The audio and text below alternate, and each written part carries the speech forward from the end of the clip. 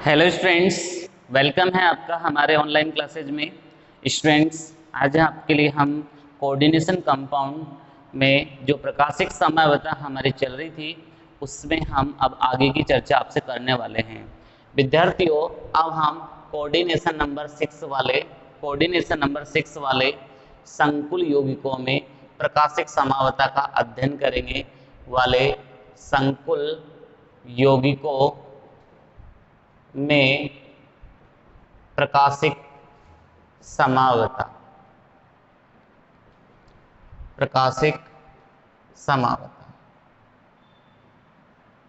विद्यार्थियों, जो coordination number 6 होते हैं वो कौन से संकुल यौगिक बनाते हैं? अष्टफलकीय संकुल यौगिक का निर्माण करते हैं। अष्टफलकीय संकुल यौगिक का निर्माण करते हैं।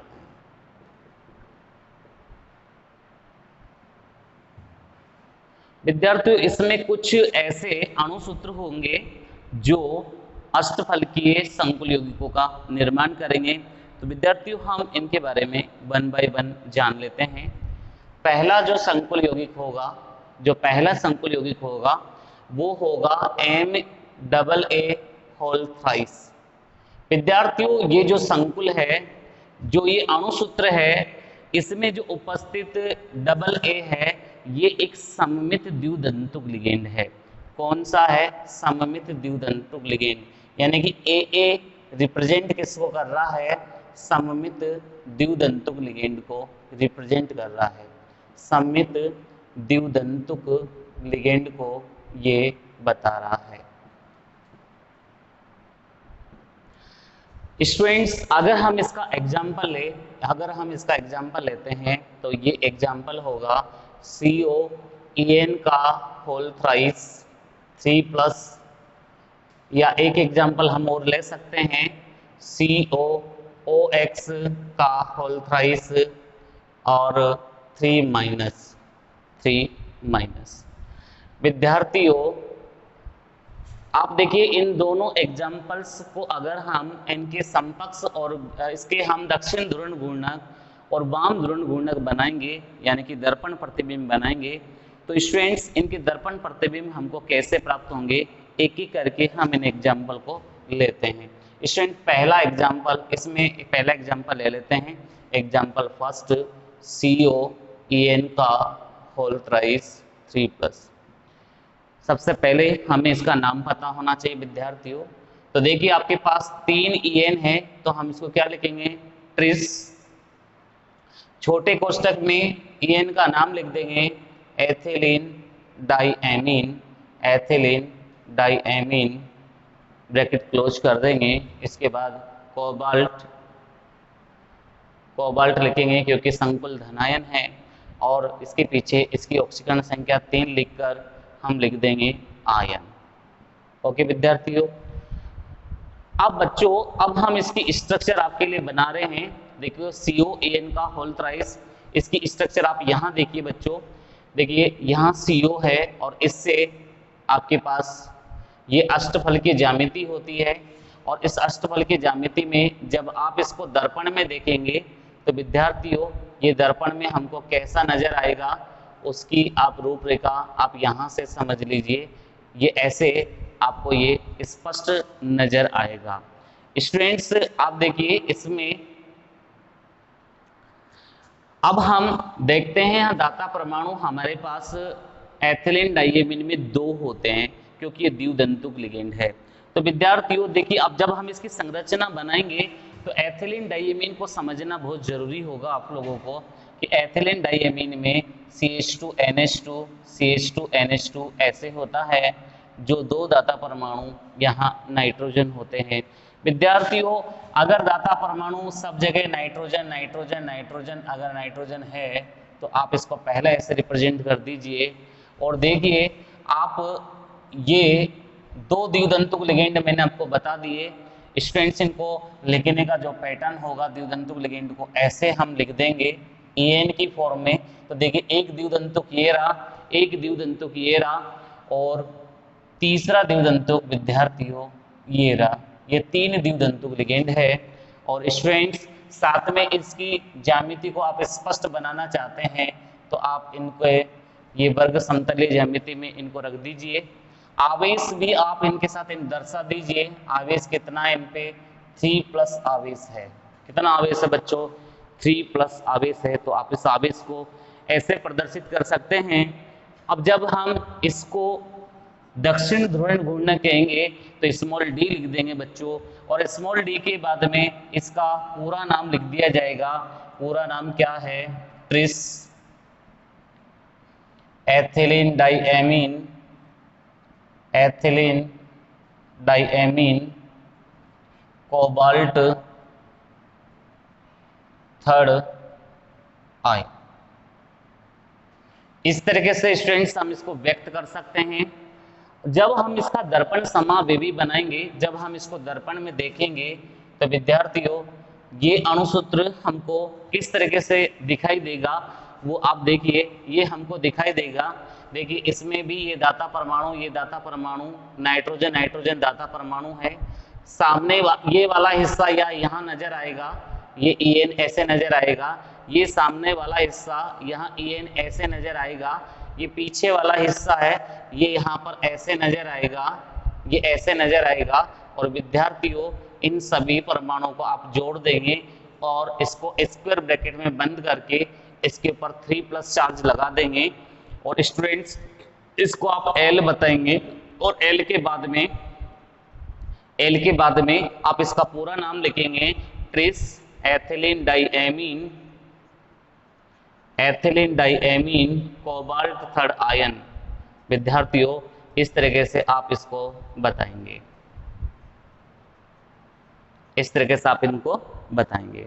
ओके गाइज, तो ये एक एग्जाम्पल हो चुका है इसका। आप इसको प्रॉपरली पहले नोट कर ले बच्चों, टॉपिक डाल के। कोऑर्डिनेशन नंबर 6 वाले संकुल यौगिकों में प्रकाशिक समावता, और कोऑर्डिनेशन नंबर 6 वाले संकुल यौगिक क्या होते हैं, अष्टफलकीय संकुल यौगिक होते हैं। तो आप इसको ऐसे कैसे नोट कर ले। पहला एग्जाम्पल डाल लो इसमें MAA3। यहाँ AA क्या है, सममित द्विदंतुक लिगेंड है। इसके साथ इसके 2 एग्जाम्पल लिख लीजिए और पहले एग्जाम्पल की आप व्याख्या करिए। एग्जाम्पल लिखकर उसका नाम लिखेंगे, एथिलीन डाइएमीन को वापस बना लो ऐसे कैसे, और फिर इनके आप ये दर्पण प्रतिबिंब बनाइए। स्टूडेंट्स एग्जाम में इसका क्वेश्चन कैसे आएगा इस बात को भी हम जान लेते हैं। आपको विद्यार्थी ऐसे दिया जाएगा, निम्न संकुल आयन के लिए प्रकाशिक समावेवी बनाइए। विद्यार्थियों इन दोनों में से कोई सा भी एग्जाम्पल आपको दे दिया जाएगा और आपको ऐसे प्रकाशिक समावेवी इनके बनाने होंगे। बहुत सिंपल कैटेगरी का क्वेश्चन है, बस आपको इस तरीके से ध्यान रखना है। ओके स्टूडेंट्स, अब हम इसके दूसरे एग्जाम्पल को लेकर इसकी व्याख्या करते हैं। दूसरा एग्जाम्पल लेके हम इसकी व्याख्या करेंगे। पहले ही अणुसूत्र को अभी हम समझा रहे हैं, आपको पहले ही अणुसूत्र को समझा रहे हैं और उसकी व्याख्या हम करने जा रहे हैं। दूसरा अणुसूत्र है हमारे पास जो हमने एग्जाम्पल लिया है, इसमें एग्जाम्पल नंबर 2 COOX का होल थ्राइस 3-। विद्यार्थियों OX का मतलब क्या होता है, OX इक्वल टू क्या होता है, कौन सा लिगेंड है, ये ऑक्जेलेटो है।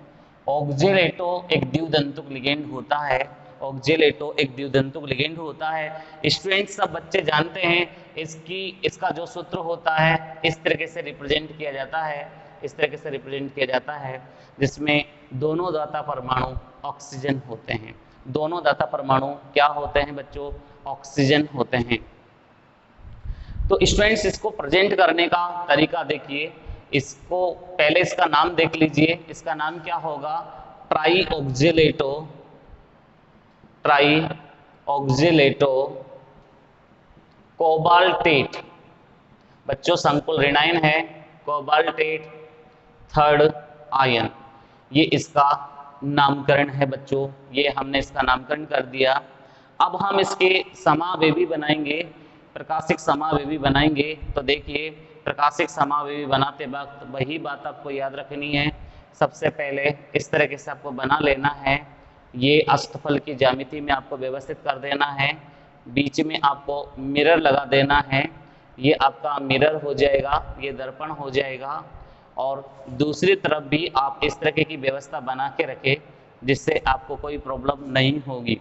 स्टूडेंट्स, यहाँ दाता परमाणु सब में क्या है? Oxygen oxygen oxygen oxygen oxygen दाता परमाणु है। अब बच्चों, इसमें ऑक्सीजन दाता परमाणु है तो दो दाता परमाणु इस तरीके से ऑक्जेलेटों के साथ हम जोड़ देंगे। ये ऑक्जेलेटों के साथ हमने जोड़ दिया, OX लिख दिया। जैसे वहाँ पहले EN लिखा था, अब यहाँ आप OX लिख सकते हैं। और ये दाता परमाणु को रिप्रेजेंट करने का आपने तरीका ले लिया। इसके बाद में इसकी चतुष्फल की ज्यामिति को व्यवस्थित करना है। आप ऐसे बना देंगे और इस संकुल के ऊपर क्या लिख देंगे? 3-। स्टूडेंट्स, ये इसका दक्षिण ध्रुवण घूर्णक बन चुका है जिसको हम D से बताएंगे और D के पीछे इसका पूरा नाम लिख देंगे। आप नाम सेल्फ लिख लेना।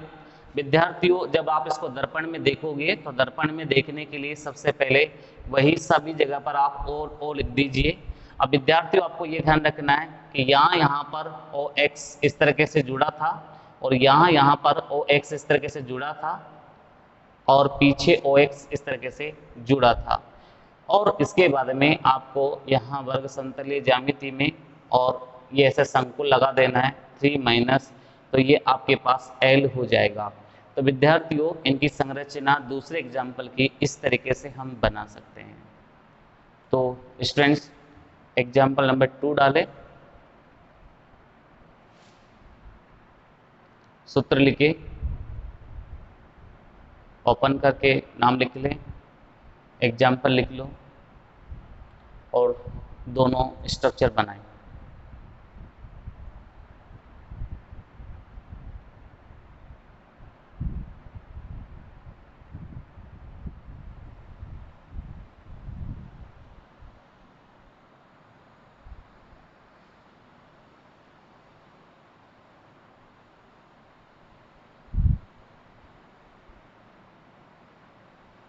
ये था हमारा अणुसूत्र नंबर 1। अब विद्यार्थियों, हम अणुसूत्र नंबर 2 लेते हैं जो प्रकाशिक समावेवी बनाएंगे। अणुसूत्र नंबर 2, देखिए हमारा अणुसूत्र नंबर 2 है, अणुसूत्र सेकेंड, वो है MaA2 का होल ट्वाइस X2। ये वाला अणुसूत्र है और इसका एग्जाम्पल हम ले लेते हैं COEN का होल ट्वाइस Cl2 प्लस। विद्यार्थियों, इसका जो संपर्क समावेवी है वो तो प्रकाशिक समावेवी होते हैं, बनाते हैं, क्योंकि इनके दर्पण प्रतिबिंब एक दूसरे पर अध्यारोपित नहीं होते।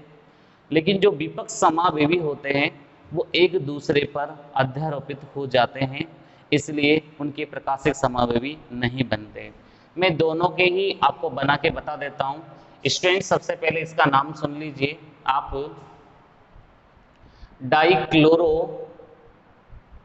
डाइक्लोरो बिस एथिलीन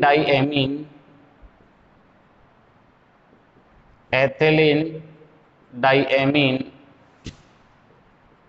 कोबाल्ट 3rd आयन, ये इसका नामकरण हुआ बच्चों। अब मैं इनके समकक्ष रूप को और विपक्ष रूप को प्रकाशिक समावेवी के रूप में बनाने जा रहा हूँ। स्टूडेंट्स, देखिए पहले मैं विपक्ष रूप लेता हूँ, समकक्ष रूप ले रहा हूँ। दोनों Cl मैंने निकटवर्ती स्थितियों पर रख दिए, बाकी बची हुई पोजीशन पर EN हमने ये लिख दिए। ये दोनों EN हमने ले लिए।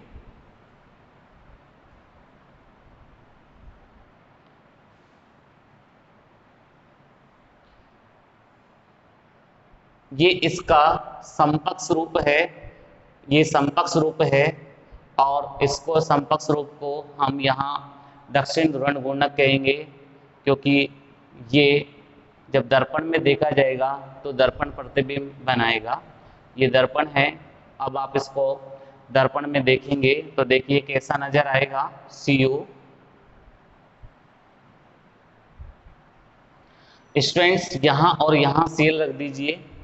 इसके बाद में बची हुई पोजीशन पर सब पर एन लगाइए और इनको तो आप ई एन लिख ही देंगे, इनको तो आप ई एन ऐसे लिख ही देंगे। अब बच्चों इन सबको आप ऐसे ऐड कर देंगे और इस पर पूरे पे चार्ज कितना आ जाएगा, प्लस चार्ज आ जाएगा। स्टूडेंट्स ये क्या बन जाएगा, एल बन जाएगा। डी के पीछे पूरा ये नाम वापस से लिखा जाएगा, एल के पीछे भी ये नाम लिखा जाएगा। स्टूडेंट्स ये जो संपर्क समावेवी होते हैं एक दूसरे के दर्पण प्रतिबिंब पर अध्यारोपित नहीं होते हैं, तो आपको यहाँ लाइन लिखनी होगी, संपर्क समावेवी, संपर्क समावेवी अपने दर्पण प्रतिबिंब पर, अपने दर्पण प्रतिबिंब पर अध्यारोपित नहीं होते हैं, अतः ये प्रकाशिक सक्रिय, अतः ये प्रकाशिक सक्रिय होते हैं। मतलब प्रकाशिक सक्रिय होने के पीछे कारण क्या है, इनका दर्पण प्रतिबिंब पर अध्यारोपित नहीं होना है। विद्यार्थियों अगर मैं इसका ट्रांस समावेवी बनाता तो ट्रांस समावेवी देखिए इनका कैसे बनता।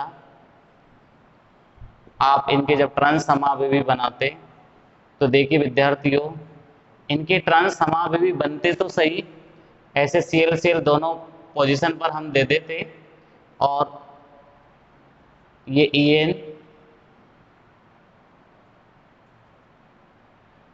ये ई एन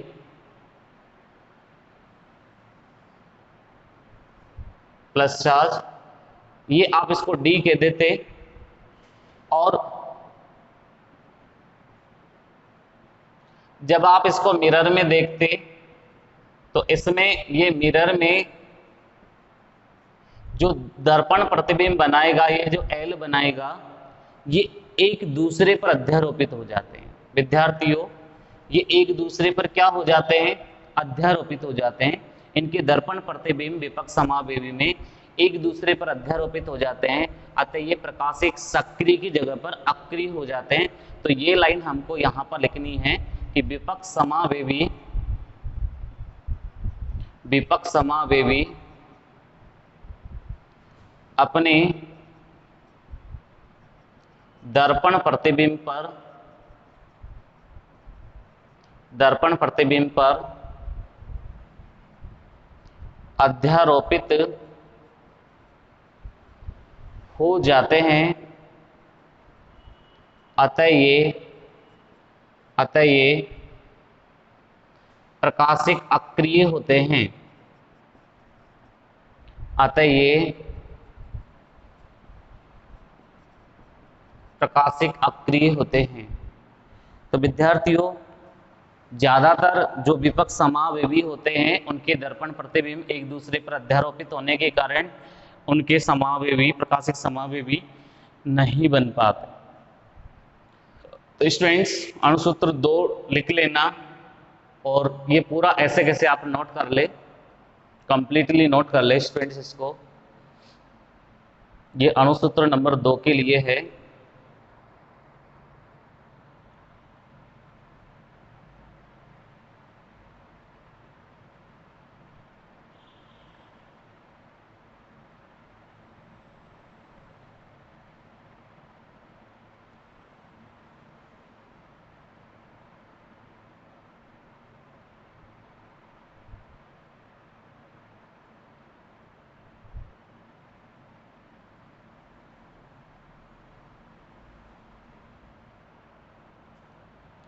चलिए विद्यार्थियों अब हम अणुसूत्र नंबर 3 लेते हैं।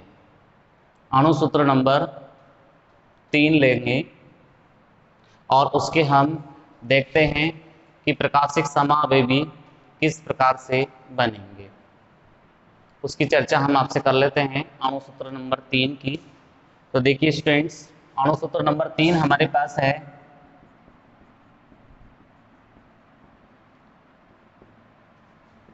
M एक द्वितंतु लिगेंड H2Y2, ये अणुसूत्र हम ले लेते हैं।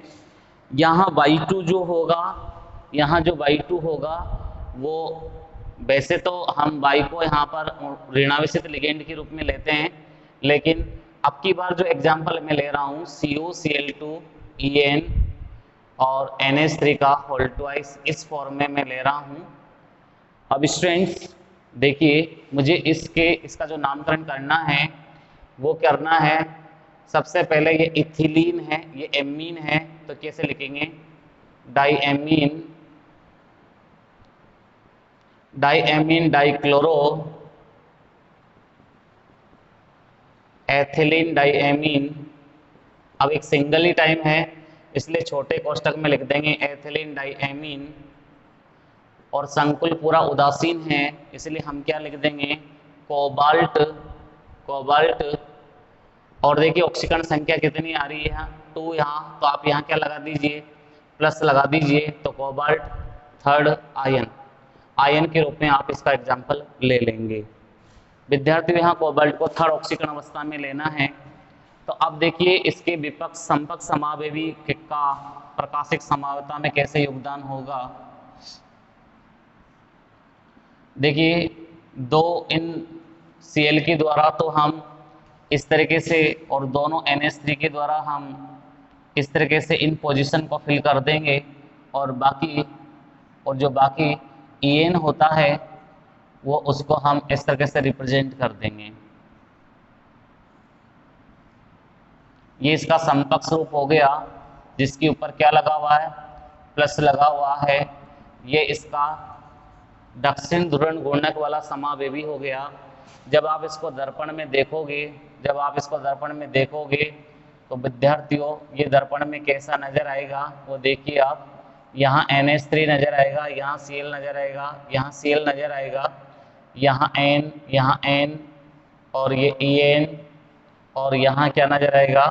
NH3 नजर आएगा। और विद्यार्थियों ये बड़े कोष्टक में इसको प्लस के साथ बंद कर देंगे, तो ये क्या बन जाएगा? L बन जाएगा। तो इस तरीके से हम तीनों अणुसूत्रों में प्रकाशिक समाविवियों का निर्माण कर सकते हैं।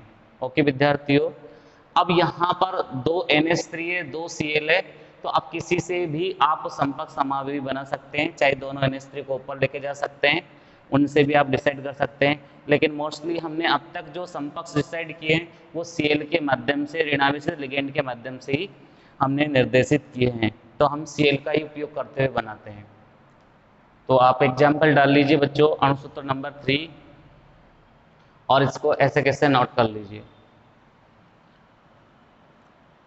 तो विद्यार्थियों ये अब पूरी कंप्लीट होती है समावयवता।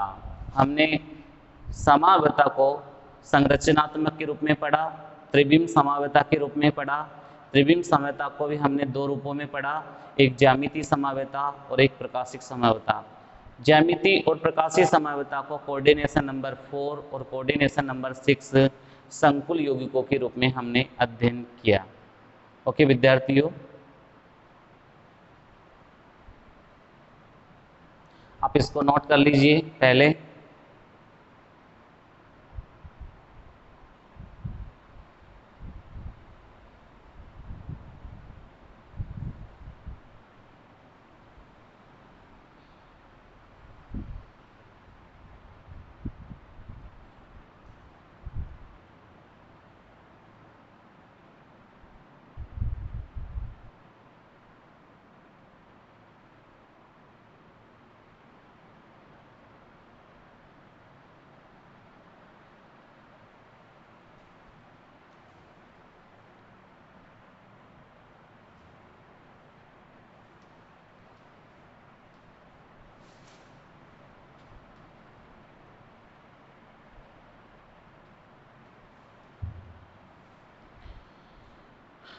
स्टूडेंट्स, अब हम आपके सामने नया टॉपिक लेके आ रहे हैं, उपसय संयोजक यौगिकों में बंधन।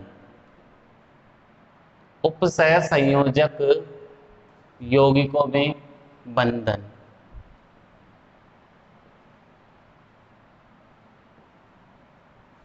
विद्यार्थियों, उपसय संयोजक यौगिकों में बंधन दो वैज्ञानिकों ने अलग दो सिद्धांतों में दिया है। जो एक वैज्ञानिक है पोलिंग ने संयोजकता बंध सिद्धांत प्रतिपादित किया, संयोजकता बंध सिद्धांत प्रतिपादित किया। और बेथे नाम का एक वैज्ञानिक है जिन्होंने क्रिस्टल क्षेत्र सिद्धांत प्रतिपादित किया। तो विद्यार्थियों पहले हम पढ़ेंगे संयोजकता बंध सिद्धांत के बारे में। तो स्टूडेंट्स सभी टॉपिक डाल लेंगे उपसय संयोजक यौगिकों में बंधन, और उपसय संयोजक यौगिकों में बंधन के बाद में पहला टॉपिक डाल ली, इसमें आप लिख लीजिए उपसय संयोजक यौगिकों में बंधन में आप लिखे पहले इन यौगिकों में बंधन को दो सिद्धांतों के द्वारा समझाया जाता है, दो सिद्धांतों के द्वारा समझाया जाता है जिन्हें संयोजकता बंध सिद्धांत तथा क्रिस्टल क्षेत्र सिद्धांत कहते हैं, क्रिस्टल क्षेत्र सिद्धांत कहते हैं। विद्यार्थियों पहला टॉपिक डाल लीजिए संयोजकता बंध सिद्धांत। इंग्लिश में स्टूडेंट्स इसको बैलेंस बॉन्ड थ्योरी कहते हैं, बीबीटी कहते हैं। स्टूडेंट्स अपनी टॉपिक लिख लिया। अब मैं जो इसकी बातें आपको बताना जा रहा हूँ, उसके एक एक पॉइंट पर फोकस होना, और ये पॉइंट ही इस सिद्धांत के प्रमुख बिंदु होंगे और इसी के आधार पर ही इनके एग्जाम्पल्स अपन समझ पाएंगे। तो सभी स्टूडेंट्स बिल्कुल फोकस हो जाइए। और हम इसके पहले पॉइंट की बात कर रहे हैं। यह सिद्धांत पोलिंग ने दिया। किसने दिया बच्चों? पोलिंग ने।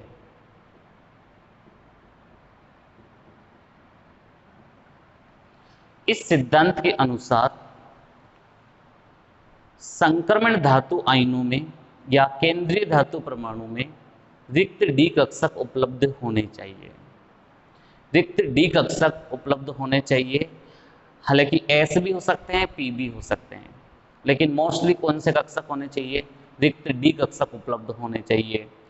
इन कक्षकों की संख्या लिगेंडों की संख्या के बराबर होनी चाहिए। जितने लिगेंड होते हैं उतने ही यहाँ रिक्त कक्षक होने चाहिए। एस भी हो सकता है, पी भी हो सकता है, डी भी हो सकता है, लेकिन मोस्टली कौन से कक्षक होने चाहिए? रिक्त डी कक्षक होना चाहिए। पहला पॉइंट क्लियर सभी का? पोलिंग ने सिद्धांत दिया।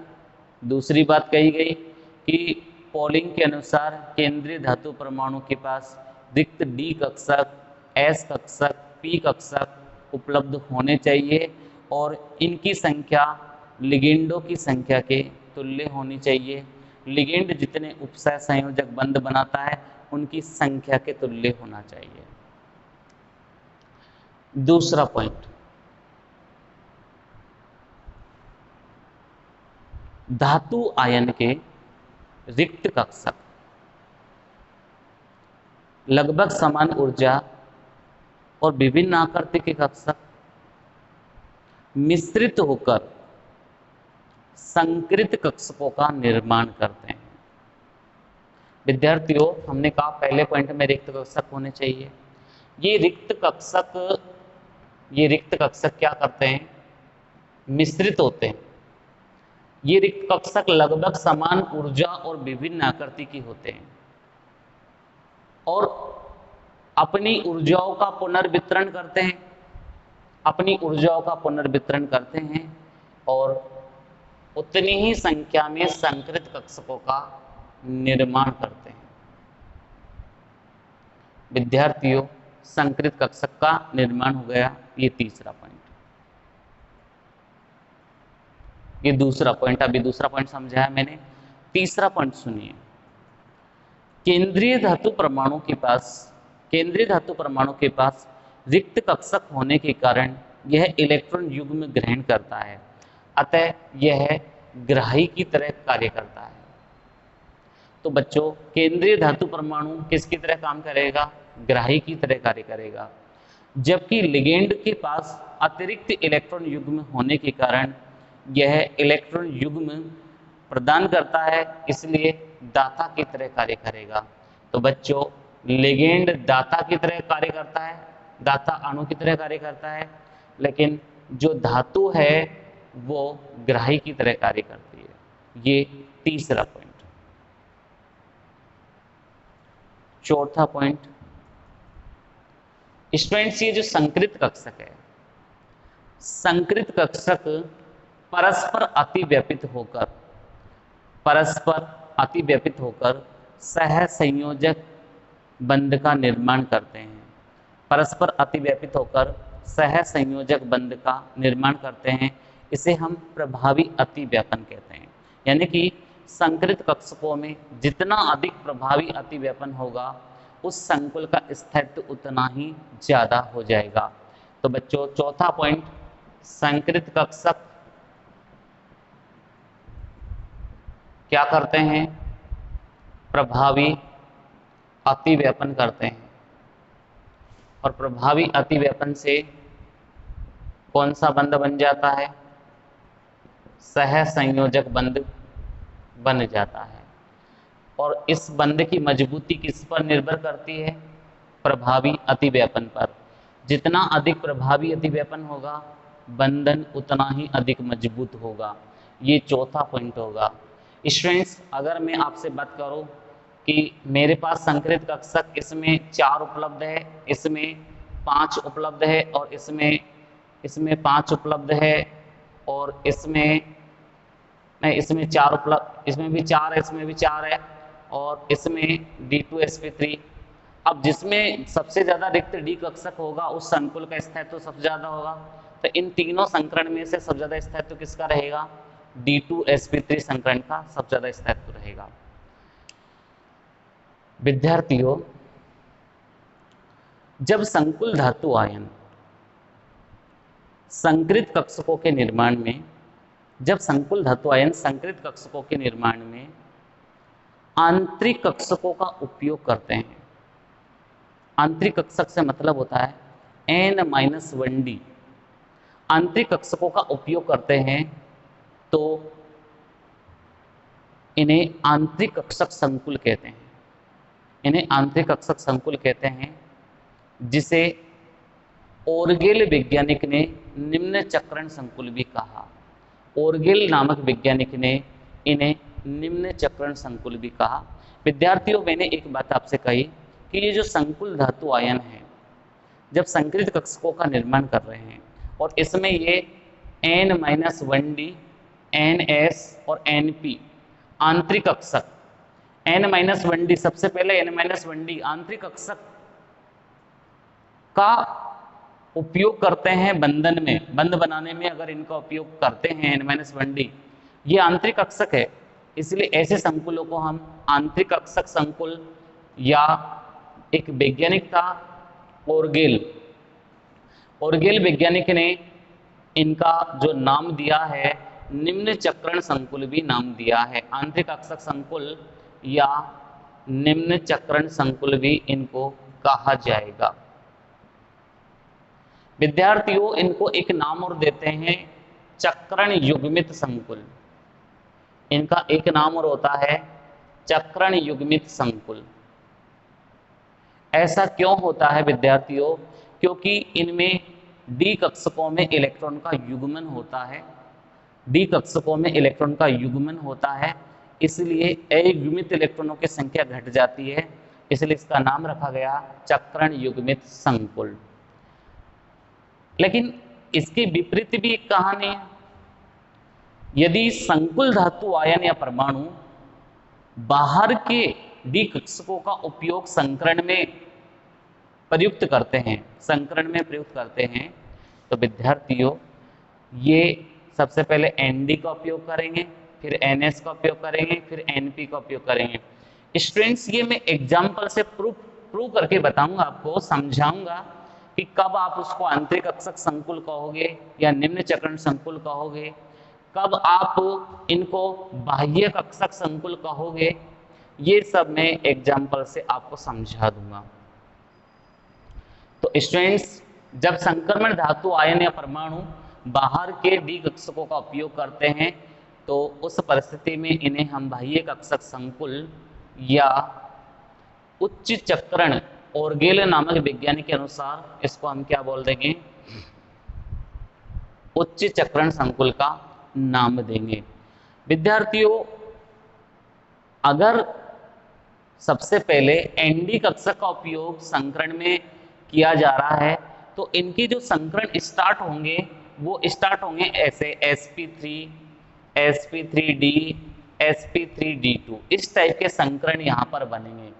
लेकिन विद्यार्थियों, जब आंतरिक कक्षकों का उपयोग पहले किया जा रहा है तो यहाँ जो संकरण होंगे वो होंगे dsp2, dsp3, d2sp3, इस प्रकार के संकरण यहाँ पर हमको प्राप्त होंगे। विद्यार्थियों, इससे रिलेटेड जो मैंने आपको बात बताई है इसको मैं एक बार आपको सिस्टमेटिक वे में लिखवाऊंगा भी सही। आज केवल मैंने आपको समझाया है, ये 5 पॉइंटों के बारे में मैंने आपसे डिस्कस की है।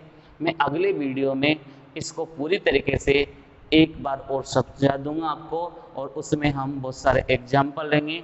एग्जाम्पल के बेस पर हम बहुत सारी बातें आपसे करेंगे। स्टूडेंट्स, इस सिद्धांत का मतलब यही है कि इसमें संकुल यौगिकों के संकरण की व्याख्या करते हैं, उनकी चुंबकीय गुणों की व्याख्या कर देते हैं, और उनकी संरचना कैसी होगी, बंध कोण कैसा होगा, इनके बारे में इस सिद्धांत में समझाया जाएगा।